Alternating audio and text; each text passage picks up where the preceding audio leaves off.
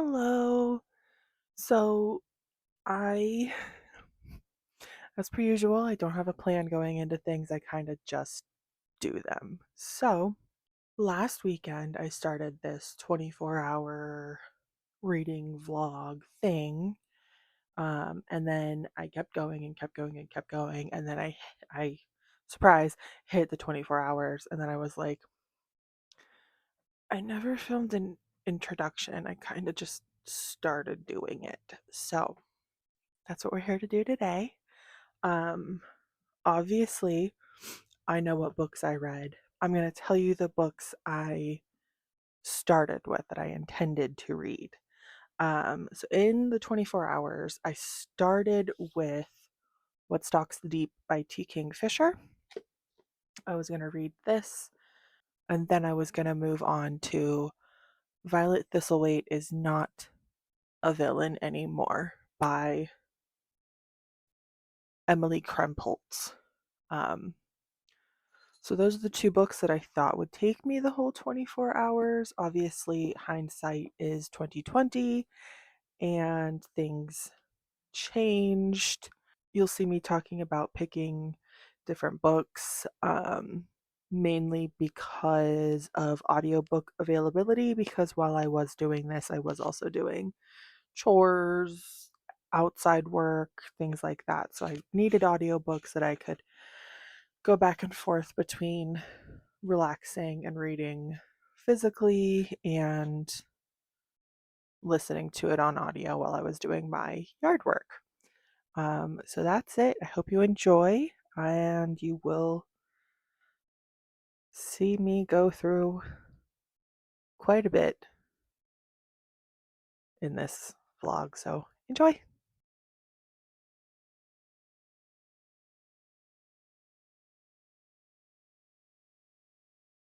Hello. Um, so I'm doing this 24-hour reading thing, and I just stepped outside to do my outdoor things that I need to do, which is a bunch of plant stuff and clean my patio off. And when I cleaned it, I was gonna sit out there for a little bit. So, problem that I now have is neither of the two books I picked for this are available on audio. They are, but they're not available for like 4 weeks. My Vampire Kisses, apparently there's one other person in my county that is also reading this series, so they have that. I literally am all sunscreened up and ready to go, and I just need to find an audiobook really quick. I have a bunch on Chirp. What do I have on Chirp? Let me grab my laptop. The Bone Witch. Sorry, I cannot see.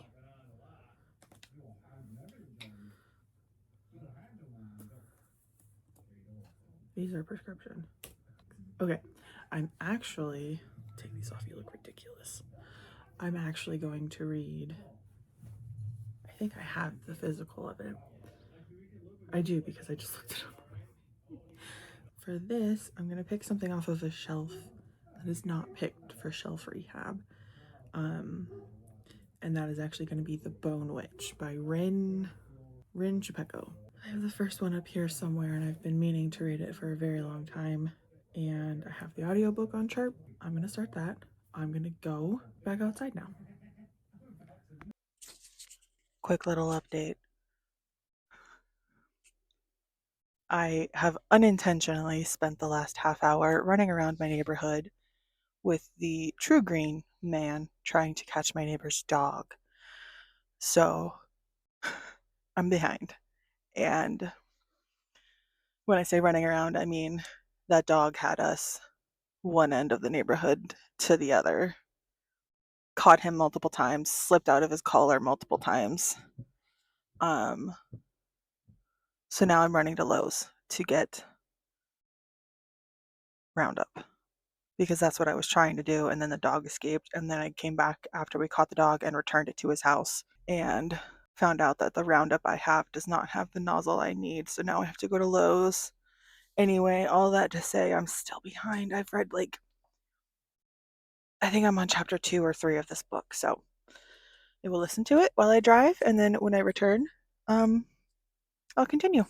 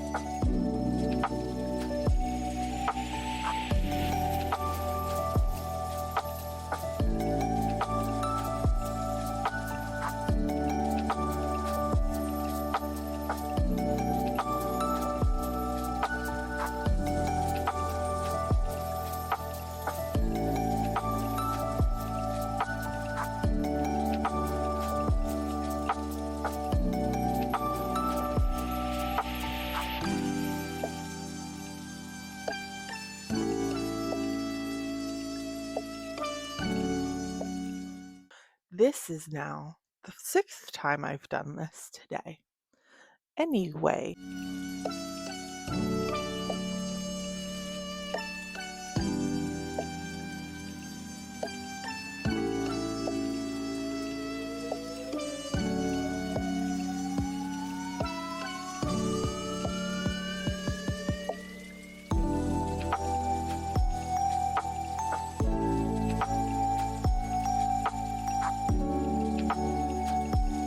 Hello.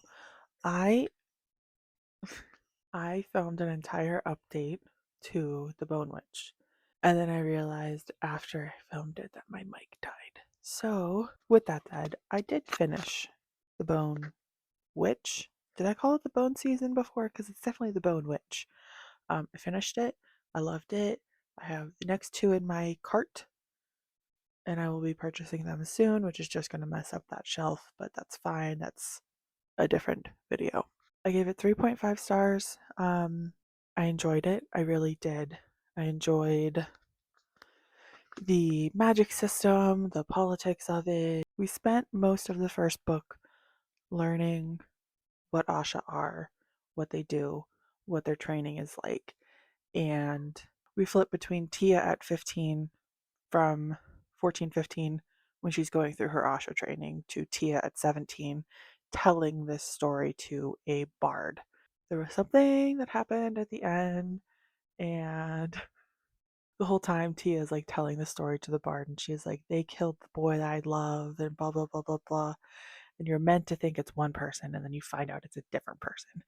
And like literally on the last page, you find out it's a different person. And the whole time I was like, I feel like it's this different person. And then the last page, they said the different person's name, and I was like, yes. So that was fun. I'm at 11 hours, 30 minutes for that. I wish I could just sit around reading all day today, but I can't. I do have adult things I need to do. I need to get ready to go back to work tomorrow. PTO is over. I have adult things I need to do today, like laundry and dishes and mow my lawn. I'm going back to the book I started this with, which is What Stalks the Deep, which is also going to make an appearance, the next 2, in my shelf rehab video. I'm a couple chapters in, but obviously I had to pause it because I had things I needed to do. I couldn't sit around and just read. But I did cave, and I bought the audiobook with my Audible credit. So I do have that, and I should have it finished today. I will talk to you in my next update.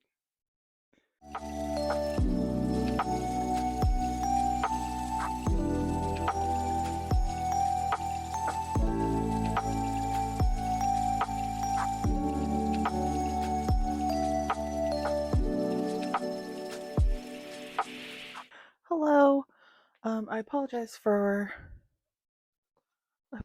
my appearance, but as I probably just showed you, I have a shed that I was doing things in. You probably actually just saw me using the saw. I was cutting boards to lay down in my shed so that I had some kind of waterproofing. Um, Neither here nor there. I am on chapter 10 of What Stalks the Deep. And in this one, we follow Alex as they answer a message from Denton, who we met in the first one. And they the message from Denton is basically like, "Come quick, I need your help." Um, so Alex and Angus get on a boat, go over to Boston, and meet up with Denton. Denton then says that his cousin is missing, and that his cousin went down to West Virginia to this mine that they just found out that they inherited through family means, and none of that's really important right now. Denton's cousin went into a mine and then sent crazy letters to Denton about seeing things in the mine, seeing red lights in the mine, hearing things. And then suddenly the letters stopped, and then Denton got one basically saying, "Just kidding, I'm fine, don't come down here." All of that was just a lie, which is crazy. Denton, Alex, Angus, and a chemist named Ingold, who has a heavy Boston accent, head down to West Virginia and find this mine and are trying to find either Denton's cousin or what happened to Denton's cousin. I think on their first descent, they didn't find anything. They went back up because they hit a pocket of gas. And then we just got to the part where they found a second vein that they went down, and Denton went into some little hole that Ingold was like, "If you go down there, you might die, you might get stuck." Um, and Denton was like, "No, you don't understand. He's my cousin. I gotta go get him." Meanwhile, the guy's probably dead, right? Denton goes down into the hole, and we are at the part where they just discovered what is on the other side of that hole, and it's not the creature, whatever the creature is that they are hearing, because they're hearing like wet squelching sounds behind them, and Alex saw what they are explaining as like a human slug thing. Sounds disgusting. This is the third in the Sworn Soldier series, and none of them have been like truly horrific. They've just been like, "Ooh, that's gross." Um, I've enjoyed them, and so far this is probably a solid 3 stars for me, or maybe 3.5. We'll see. But halfway through, halfway, little over halfway.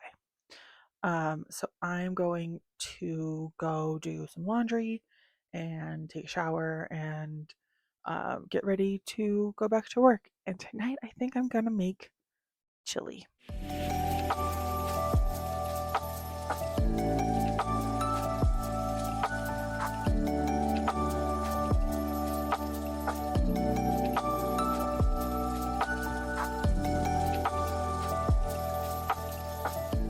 Hello! I have now finished What Stalks the Deep. I'm gonna give it 3.5 stars. I think that's what I gave it on Storygraph already. At first, it was giving creature feature,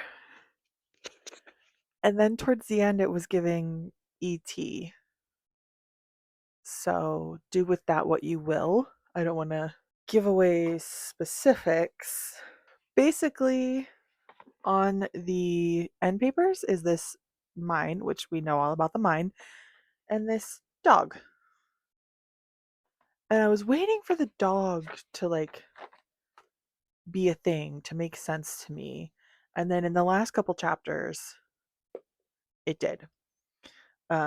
And then also, it was probably like chapter 12 where it started becoming like ET and less like a creature feature. So it was still good. Still a good time. Still very much looking forward to the next adventure Alex finds themselves in, which sounds like it won't be set too far after this one.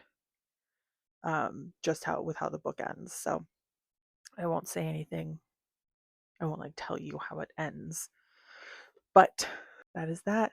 I'm going to I think it's this shelf. I'm going to stick it on that shelf.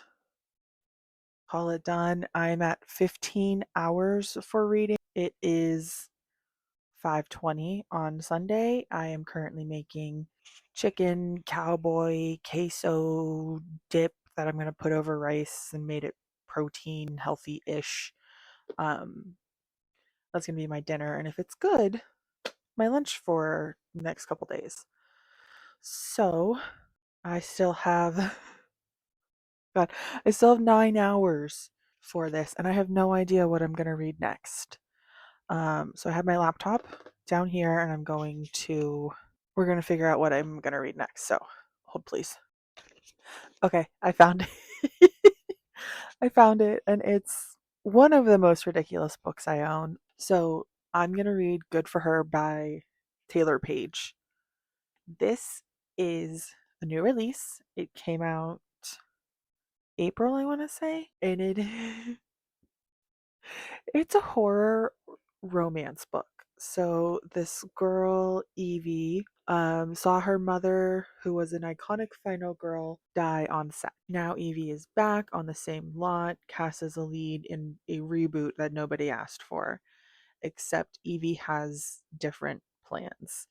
Um, she is cast opposite of Sebastian Shaw, who is Hollywood's golden boy. Sebastian offers to help Evie get revenge on the 6 names on her list in exchange for 6 chances to sleep with her. It is 436 pages, I think I saw. We'll give it a try.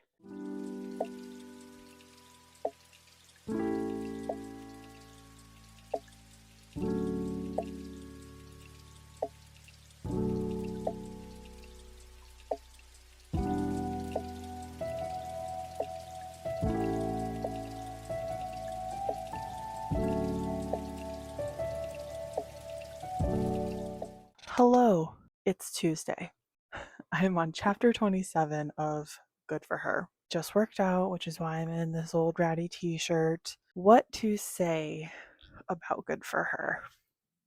This book, I am tandem reading it.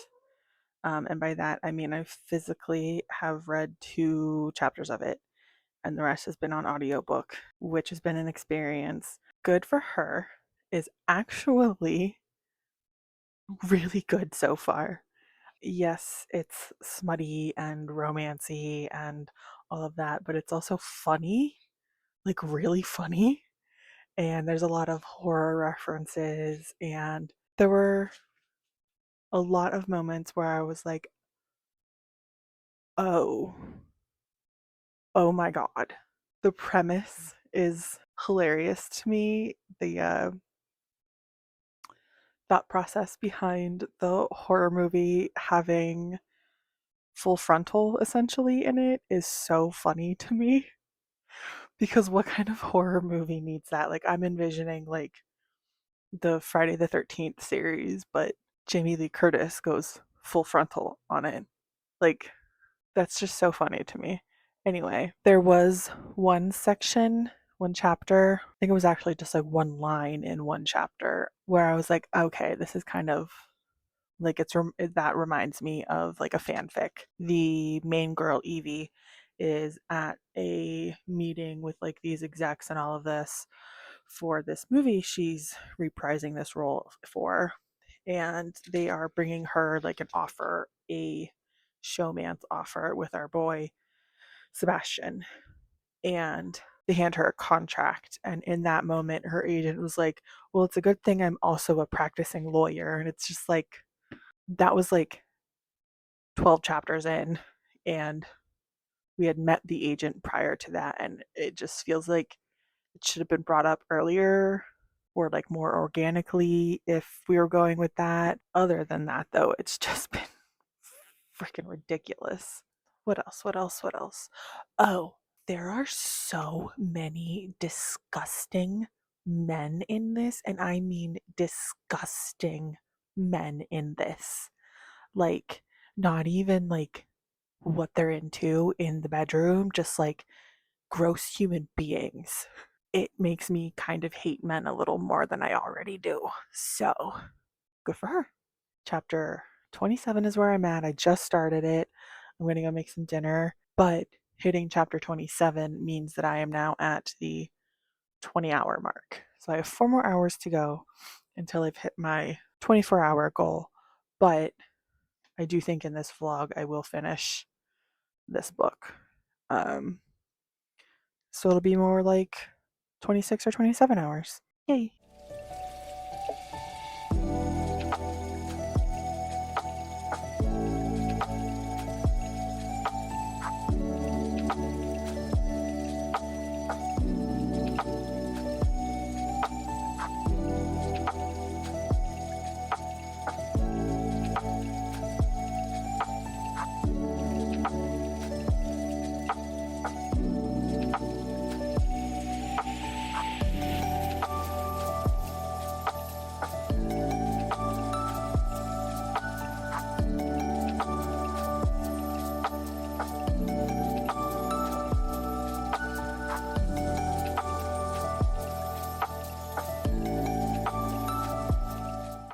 Okay, hi. I finished it. I like literally just finished it. So I gave it 4 stars. I actually enjoyed it a lot more than I thought I would. There were some parts that were a little graphic, a little much. And I'm not just talking about the smut scenes. You do have to suspend disbelief almost to the point that it's a little ridiculous in this book. Like a unaliving would happen and it would be in such a way that it's like, oh my god, the cops are definitely going to investigate that. But then the characters just magically come up with something that's going to stop everybody from looking into it. Things like that. It's a fiction book. It's not meant to be taken seriously as like fact. So it was good.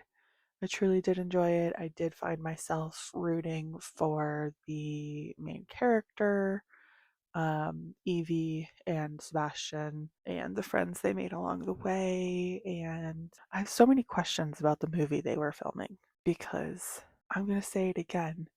It's like a franchise horror movie, so like Friday the 13th, Freddy Krueger, things like that, classic, that they're now revamping since the child actors are now adults. And they're on the sixth movie and they randomly decided to put a full frontal scene in it.